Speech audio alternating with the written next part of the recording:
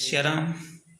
आज 26/6/2021 शनिवार प्रातः 9 बजे हैं। आप सब कैसे हैं? मैं अच्छा हूं और आशा करता हूं श्री राम राघवेंद्र सरकार की कृपा से आप सब अच्छे होंगे। मैं संत सुरक्षा मंच का सलाहकार लीलापुर महंत हाल ही में एक महामंडलेश्वर जी के साथ में बनी घटना पर आधारित मुझे लगा कि बहुत दिन से कोई सूचना नहीं दी है संतों को, तो मैं आप सबको फिर से सावधान कर रहा हूँ कि लोग वैसे तो संतों को ही नहीं अपितु जो गृहस्थ हैं और बहुत पढ़े लिखे नहीं हैं, सज्जन हैं, तो मैं कोशिश करता हूँ कि उन सबको भी सुरक्षा प्रदान हो।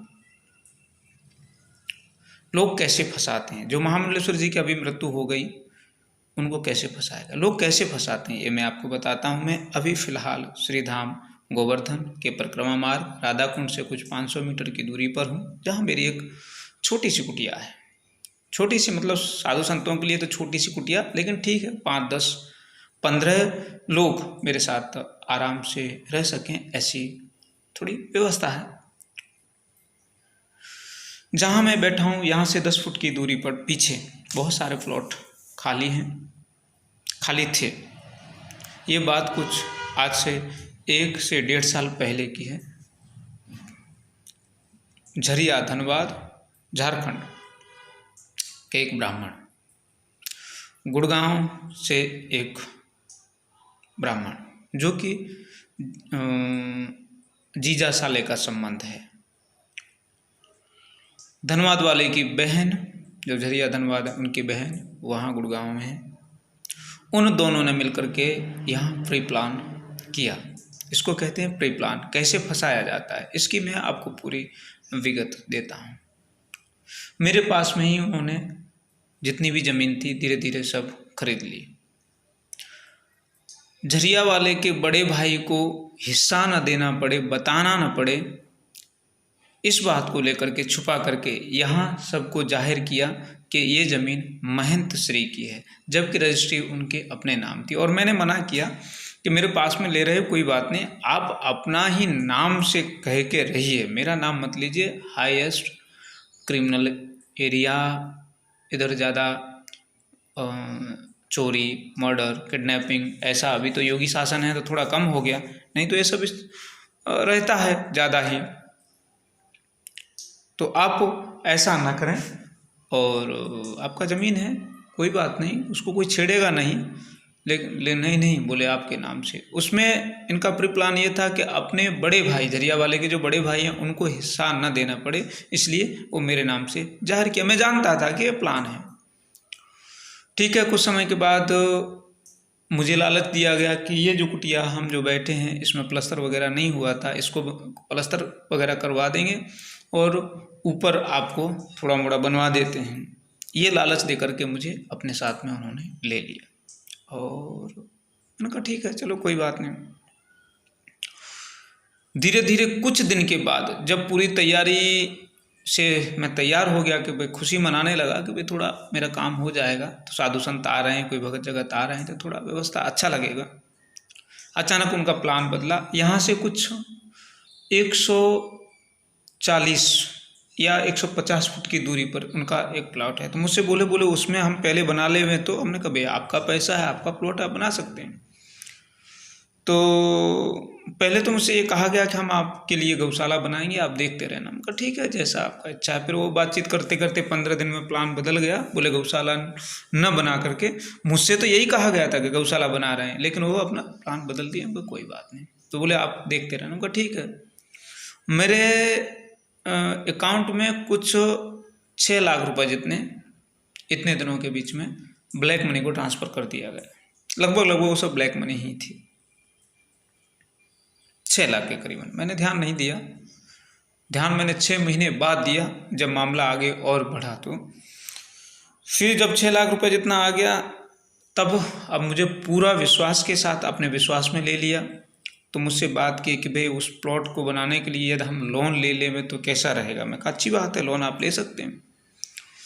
तो जब बात लोन की आई तो बोले लोन तो ले लेवे हैं। हमने कहा कोई नहीं, आपका प्लॉट है, आपको भरना है, आपको लोन लेना, आप ले लीजिए। तो बोले आप अपनी रजिस्ट्री, मुझसे कहा गया कि आप अपनी रजिस्ट्री मेरे लोन में गारंटर की तरह ले लेवे, गारंटर के तौर पर ले लेवे। तो मैंने 1-2 दिन विचार किया। मैंने उनसे कहा कि भाई आपके भी 2-3 नाम से रजिस्ट्री है, आप अपना एक प्लॉट का पेपर उस लोन पे लगा दीजिए। तो बोले नहीं नहीं, हमको आपके ही आश्रम के पेपर चाहिए गारंटर के तौर पर। तो थोड़ा मैंने समझ तो रहा था मैं, लेकिन मैंने मना ही कर दिया। मैं करना मैं नहीं दे पाऊँगा। ठीक है कोई बात नहीं, आप उसी में से लीजिए। तो उन्होंने वो तो फंसाना तो मुझे था ना। तो फिर लोन का कोई नाम नहीं लिया, वहाँ काम चालू हो गया। काम करवाते करवाते करवाते करवाते जब मैं काम किसी को कॉन्ट्रैक्ट दे दिया, हमने जिस मिस्त्री, पहले मुझसे कहा कि आप अपने हिसाब से मिस्त्री ढूंढिए, हमने जिन मिस्त्रियों को ढूंढ के तैयार किया था उन मिस्त्रियों को उन्होंने न ले करके ऊपर से ही अपने हिसाब से अलग मिस्त्री ढूंढ लिए। तो मुझे कोई ज़्यादा बुरा भी नहीं लगा। मुझे कोई बात नहीं, मेरी जिनसे बात हुई थी उनसे मैंने कह दिया कि भाई अब काम अभी थोड़ा मेरे हाथ में नहीं है, जब होगा तब देखा जाएगा। ठीक है कोई बात नहीं, ज़्यादा बुरा लगने का ज़रूरत भी नहीं, उसमें अपना है क्या, कुछ नहीं है। काम शुरू हो गया। काम जैसे ही शुरू हुआ, मैं रात दिन अब भूखे प्यासे तो क्या है, अकेला ही हूँ, तो कभी समय रहे कभी न रहे, ईंटें लाओ, सीमेंट लाओ, ये लाओ, सरिया लाओ, फलाना लाओ, इधर जाओ उधर जाओ, सब काम रहता है। काम जब करवाते हैं तो सब रहता है। तो ठीक है चलने लगा। तो उसी दरमियान मुझे फिर से, जब लोन का नहीं काम हुआ उसके बाद में मुझे फिर से कहा गया कि यहाँ जब बनाएंगे, पहले से ही तैयारी की गई, तो इस दीवार का गेट उधर लगाएंगे। तो मैंने कहा क्यों, हमारे दीवार में आपको गेट लगाने की क्या ज़रूरत है। तो बोले आने जाने में कोई दिक्कत ना हो, सीधा इधर से इधर आ जावे। तो मैंने भी सोचा कि जो 150 फीट दूरी पर है वहाँ से यहाँ आने जाने में दिक्कत नहीं है, और जो दीवार से दीवार रहेगा मकान, उसमें आने जाने में दिक्कत होगी। इसका मतलब फिर मैंने कोई वकील और मेरे शिष्य सेवक हैं उनसे सलाह ली। तो उन्होंने बताया कि ऐसा गेट वेट नहीं लगाना, वो आगे के लिए बड़ा लंबा प्लान ले रहे हैं। वो जो भी, मैंने ये नहीं कहा कि मेरे आश्रम में है, लेकिन मैंने ये पूछा कि भाई ऐसा यदि हो तो बोले वो भविष्य के लिए कब्जा करने का प्लान होता है, जो कि गेट लगा लो पहले प्रेम से, और बाद में फिर झगड़ा करके सामने वाले को परेशान करो, वो छोड़ के चला जाए, या लड़ाई झगड़ा करो, या जो भी रहता है। ठीक है, मैंने गेट के लिए मना कर दिया। ये करीबन महीना 1.5 महीने की बात है। काम चलता रहा, धीरे धीरे काम चलता रहा। अब उस काम के चक्कर में मेरे को पूरी कॉलोनी वालों से लड़ाई करवा दी। अब कॉलोनी में किसी के पास में मकान था, वो मकान बनने नहीं दे रहा था, बीच में मैं ही था तो मुझे ही। तो अब ये भी राजनीति रहती है, तो इन सब चीज़ों से बचना है। देखो अपने को किसी के लिए फालतू लड़ना नहीं है। उसमें क्या है, लड़ अपने जाओ और वो उसी के जाके गोद में बैठ जावे, वो उसका हो जाए, अपने बुरा बन जाओ पूरी कॉलोनी के लिए। तो ये भी ध्यान देना होता है, इसमें फंस जाना। हालांकि मेरा किसी से कोई संबंध नहीं, मैं तो आश्रम में वो रहता हूँ, तो मुझे तो कोई ज़्यादा दिक्कत होती नहीं है, किसी से भी कोई मैं मतलब रखता नहीं हूँ। लेकिन जिनका संपर्क होता है वो सावधान रहें। किसी के लिए आप लड़ रहे हैं और बाहर से कोई गेम खेल रहा है, तो भविष्य में आपके लिए वो दिक्कत होगी, क्योंकि फिर कॉलोनी में कोई आपको साथ नहीं देगा, और वो लोग भी आपको ऐसे बुरी तरह पछाड़ेंगे, फंसाएंगे, तो फिर आपके साथ में कोई नहीं आ पाएगा। तो इस चीज़ का ध्यान देना। तो वो सब मेरे लिए कोई बड़ी बात नहीं है, वो सब हो गया। करीबन 6 महीने जितना काम चला। 6 महीने में, जब 6 महीने का 6वें महीने का लास्ट टाइम था, जब उनका लोन में मेरी प्रॉपर्टी के पेपर के लिए मैंने मना कर दिया, गेट बनाने के लिए मैंने मना कर दिया, तब अब उस पार्टी ने षड्यंत्र ये रचा। क्या षड्यंत्र रचा कि उसने ये पक्का किया कि 6 महीना जितने होने जा रहे हैं, तो आप जो है हिसाब दो, क्या क्या खर्चा हुआ है। मैं ठीक है, 4 दिन लगे मुझे हिसाब करने में। हिसाब तो वो जो मेरे अकाउंट में ब्लैक मनी डाली थी, ब्लैक मनी डाल करके तो वाइट हो ही गई, लेकिन वाइट करके उस पार्टी ने, जो भाई बहन हैं और जीजा साले, उन सब ने मिल करके उस वाइट मनी को डबल वाइट यानी कि अपनी प्रॉपर्टी में लगवा लिया। मुझसे हिसाब का ठीक है। अब हिसाब के दरमियान जो है मैंने देखा कि मेरे साथ में एक मजूर की तरह, नौकर की तरह नहीं बल्कि गुलाम की तरह व्यवहार होने लगा। ये नहीं किया, वो नहीं किया, ये नहीं करते हो, जैसे गुलाम मुझको खरीद लिया गया हो हर बात पर। ठीक है भाई, आप जो है अपना हिसाब लीजिए। अब हिसाब लेकर के मुझसे कहा गया कि अब जो है जहाँ से आप सामान दिलवाते हो उसका मुझे अकाउंट नंबर दे दो और हम पैसे सामान आने के बाद डायरेक्ट बैंक में डालेंगे। तो ये पार्टी का रहा तीसरा अथवा चौथा फंदा। मैंने मन में विचार किया, भाई इनको 6 लाख पर मेरे ऊपर भरोसा नहीं, जो कि मैं 6 के 6 लाख रुपए उसमें लगा दिए।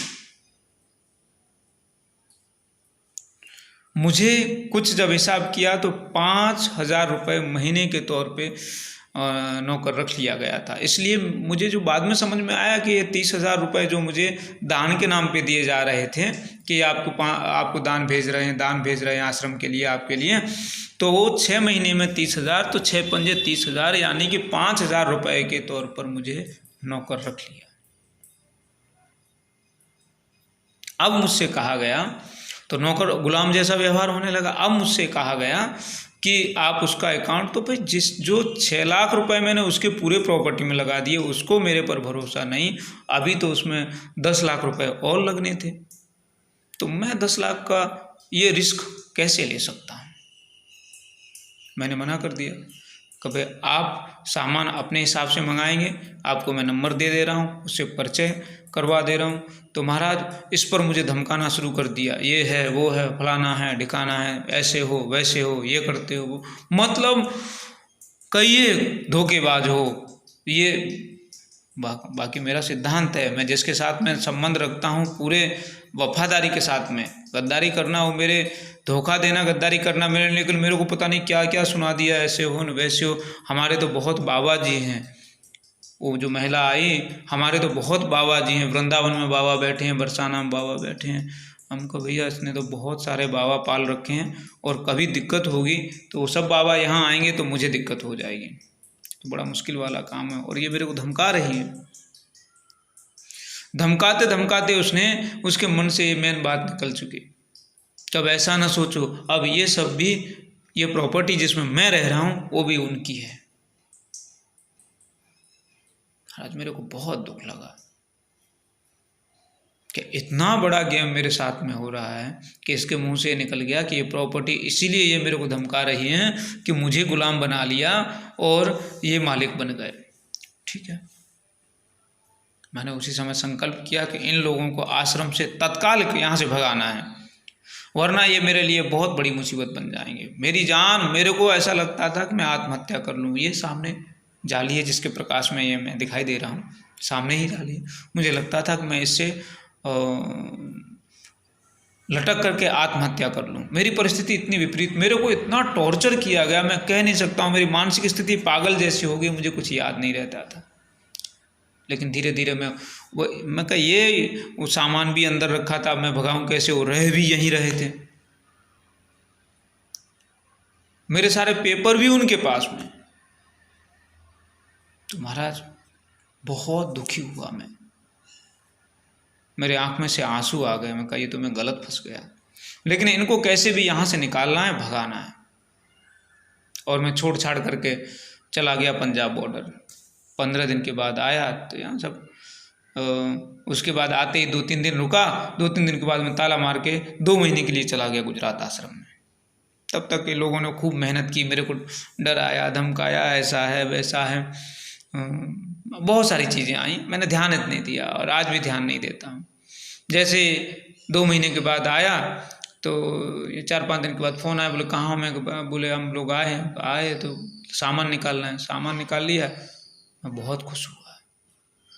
फिर बोले, मैं कहा ऐसा है, आपसे मेरा किसी भी तरह का कोई संबंध नहीं रहता है, ना ही संबंध था, ना है, ना होगा।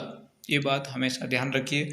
और महाराज मेरी जान बची, इसलिए इस वीडियो के माध्यम से मैं सब संत और आम पब्लिक को भी सचेत कर रहा हूँ, बचना, लालच में आना नहीं तो कोई भी आपके साथ में रह के आपके साथ धोखा कर देगा, आपकी मृत्यु का कारण बन जाएगा और फंसा देंगे।